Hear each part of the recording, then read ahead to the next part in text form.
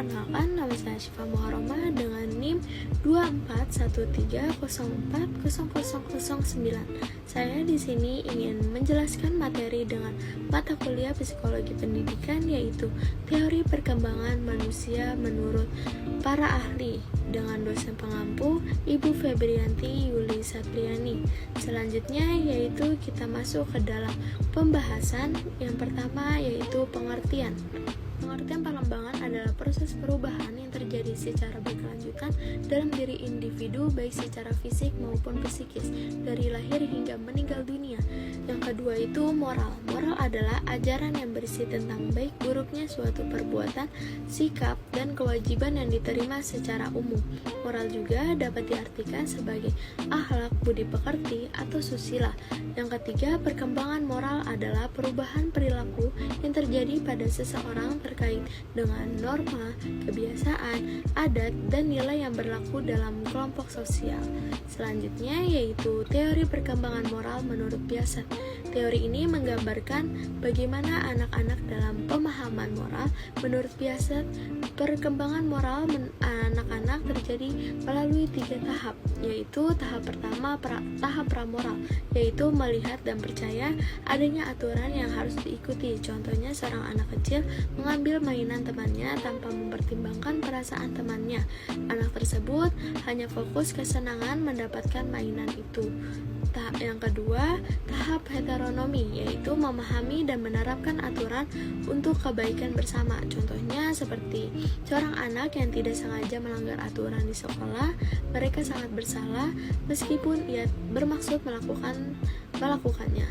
Tahap yang ketiga yaitu tahap otonomi, yaitu memahami lebih kompleks dan mempertimbangkan perspektif orang lain. Contohnya seperti seorang anak yang melihat temannya mencuri akan merasa bersalah, bukan karena takut hukuman, tetapi karena memahami bahwa tindakan yang mencuri itu salah. Selanjutnya yaitu teori perkembangan moral menurut Colbert. Teori ini terdiri dari 3 tingkatan masing-masing dengan 2 tahapan yang menggambarkan bagaimana individu berkembang dan pemahaman dan pengambilan keputusan moral. Yang pertama, moralitas para konvensional. Tahap yang pertama, orientasi hukum dan ketaatan. Maksudnya itu, anak pada tahap ini akan menghindarkan tindakan yang menghasilkan hukuman. Mereka mematuhi aturan karena takut konsekuensi negatif jika melanggarnya. Contohnya, aku tidak akan mencuri kue karena kalau ketahuan aku akan dimarahi ibu. Tahap kedua, orientasi tujuan dan kepentingan pribadi. Maksudnya itu, anak mulai menyadari bahwa ada perspektif yang berbeda dan bahwa aturan dapat dinegosiasikan. Mereka akan melakukan sesuatu jika ada keuntungan pribadi yang didapatkannya. Contohnya itu seperti aku akan membantu teman mengerjakan PR agar dia nanti membantuku saat ulangan. Yang kedua, moralitas konvensional. Tahap yang pertama, orientasi keselarasan interpersonal. Maksudnya itu, pada tahap ini akan seseorang cenderung melakukan sesuatu karena ingin menyenangkan orang lain, menghindari ketidaksetujuan atau mendapatkan persetujuan sosial. Fokus utama adalah pada hubungan interpersonal dan menjaga harmoni dalam kelompok. Contohnya itu seperti seorang anak membantu ibunya mencuci piring karena ingin agar ibunya senang dan tidak marah padanya. Tahap kedua, orientasi kepada sistem sosial. Maksudnya itu, pada tahap ini individu mulai menyadari pentingnya aturan dan hukum yang berlaku dalam masyarakat. Mereka mematuhi aturan bukan hanya karena takut akan hukuman, tetapi juga karena mereka percaya bahwa aturan tersebut penting untuk menjaga ketertiban dan keadilan dalam masyarakat. Contohnya itu seperti seorang anak tidak mencontek saat ujian karena tahu bahwa mencontek adalah tindakan yang melanggar aturan sekolah. Yang ketiga, moralitas pasca konvensional. Tahap yang pertama, orientasi kontrak sosial. Maksudnya itu, pada tahap ini individu mengakui pentingnya hukum dan aturan sosial, namun mereka juga menyadari bahwa hukum dan aturan tersebut dapat berubah dan perlu disesuaikan dengan kebutuhan masyarakat yang terus berkembang. Mereka percaya bahwa pentingnya kesepakatan sosial dan hak-hak individu masyarakat.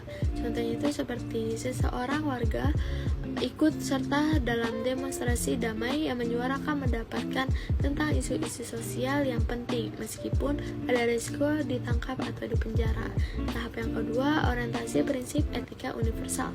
Maksudnya itu pada tahap ini individu mengembangkan prinsip-prinsip moral universal yang berlaku untuk semua orang terlepas dari budaya atau latar belakang sosial mereka. Mereka berdasarkan prinsip-prinsip keadilan, hak asasi manusia dan martabat manusia. Contohnya itu seperti seorang hakim membuat keputusan yang sulit dalam sebuah kasus hukum dengan mempertimbangkan prinsip-prinsip keadilan, hak asasi manusia, meskipun keputusan tersebut mungkin tidak populer di kalangan masyarakat. Selanjutnya itu teori perkembangan moral menurut John Dewey. Menurut John Dewey, moral adalah perilaku yang dihasilkan dari proyeksi diri yang dinamis, bukan kepatuhan pada prinsip-prinsip transenden.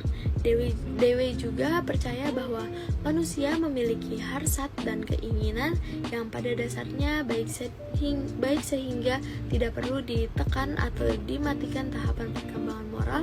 Seseorang itu akan melewati 3 fase sebagai berikut. Fase yang pertama, fase moral atau konvensional, sikap dan perilaku.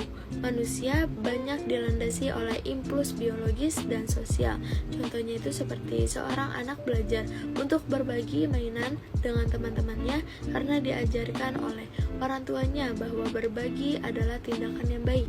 Yang kedua, tingkat konvensional perkembangan moral manusia banyak didasari oleh sikap kritis kelompoknya.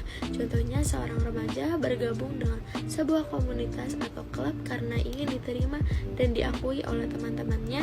Dia mengikuti aturan dan nilai-nilai yang berlaku di dalam komunitas tersebut, meskipun mungkin tidak sepenuhnya setuju dengan semua aturan tersebut. Yang ketiga, autonomus. Perkembangan manusia banyak dilandaskan pada pola pikirnya sendiri.